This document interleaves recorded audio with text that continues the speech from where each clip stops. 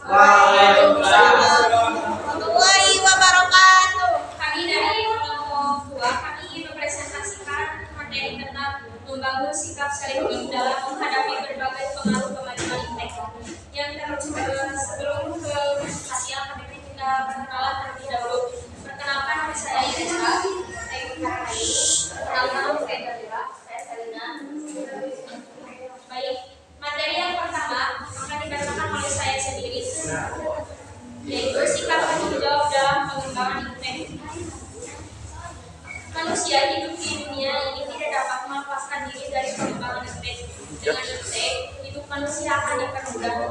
Agar tidak timbul permasalahan dan dampak negatif, manusia perlu memiliki tanggung jawab etis di dalam mengembangkan dan menerapkan iptek. Bagi bangsa Indonesia, di dalam mengembangkan dan menerapkan iptek perlu mengingatkan landasan idealnya, yaitu Pancasila dan landasan konstitusionalnya, yaitu Undang-Undang Dasar Negara Republik Indonesia tahun 1945. Dalam kaitannya dengan Pancasila, terutama sila yang pertama, yaitu sila ketuhanan yang Maha Esa.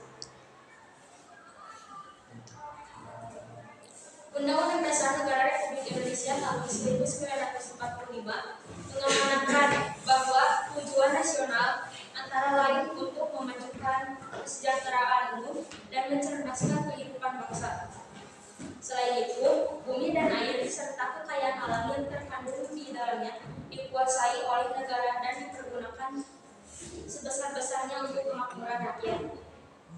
Untuk itu, untuk manfaat mengembangkan dan menguasai iptek pertambahan nilai barang dan jasa serta kesejahteraan masyarakat melalui penciptaan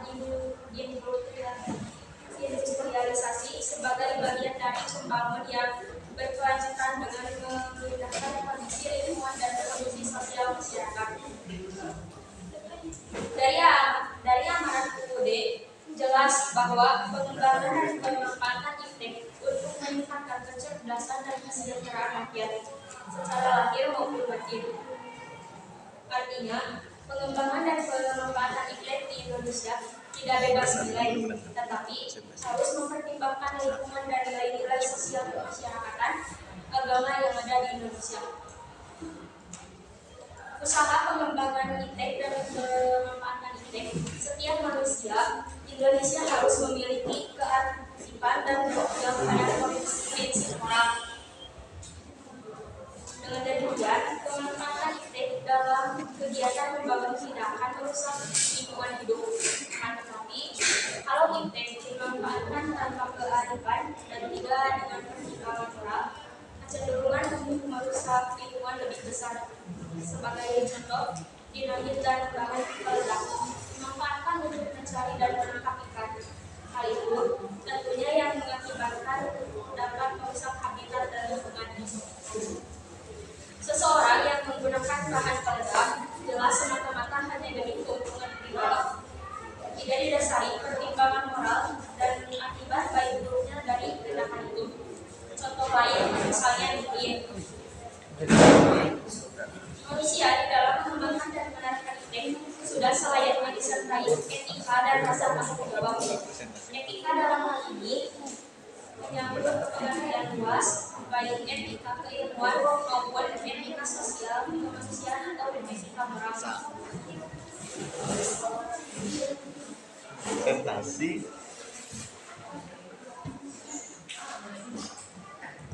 Sementara itu, yang berkaitan dengan rasa tanggung jawab, seseorang harus sadar bahwa iptek yang dipergunakan itu dapat dipertanggungjawabkan kebenarannya.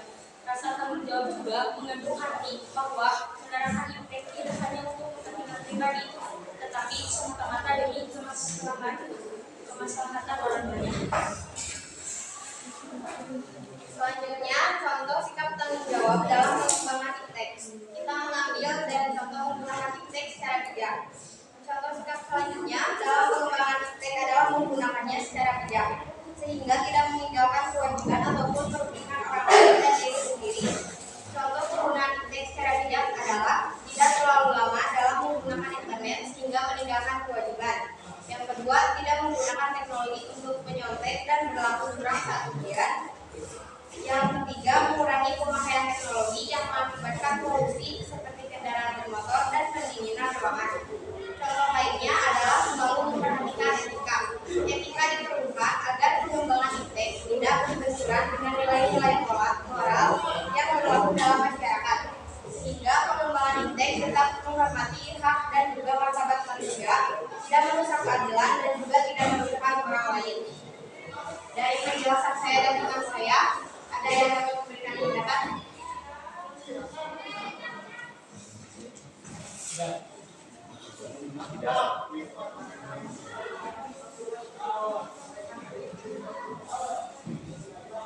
Baik, kalau tidak ada, dilanjutkan ke materi selanjutnya. Yang kedua, sikap selektif terhadap pengaruh kemajuan iptek.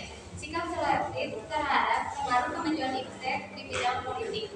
Ada 4 hal yang selalu dikedepankan pada saat ini dalam bidang politik, yaitu demokrasi, kebebasan, keterbukaan, dan hak asasi manusia. Keempat hal tersebut oleh negara-negara adidaya, Amerika Serikat dan sekutunya, dijadikan standar atau acuan bagi negara-negara lainnya yang tergolong sebagai negara berkembang.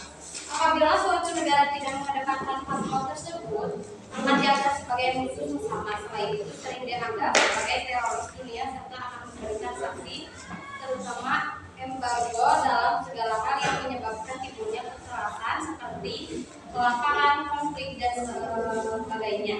Adapun sifat selektif terhadap pengaruh kemajuan iptek di bidang politik, yaitu berpartisipasi aktif dalam bidang politik seperti pemilihan umum.